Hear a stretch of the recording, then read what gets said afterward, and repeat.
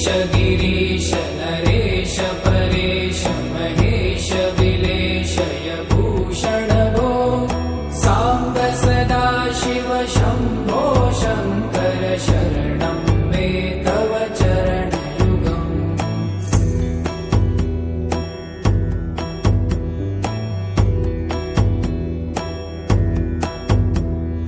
भूमया दिव्य सुमङ्गल विग्रहया लिङ्गित वामाङ्ग विभो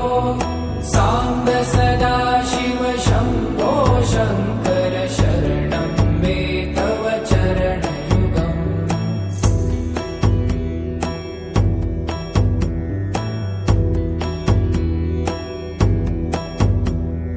दूरीकुरु मामज्ञमनाथं दूरीकुरु मे दुरितं भो साम्ब सदा शिव शम्भो शङ्कर शरणं मे तव चरणयुगम्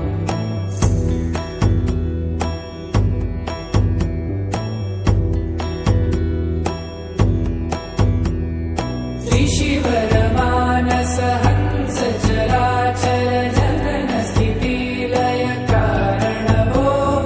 साम्ब सदा शिव शम्भो शङ्कर शरणं मे तव चरणयुगम् अन्तःकरण विशुद्धिं भक्तिं च त्वयि सतिम्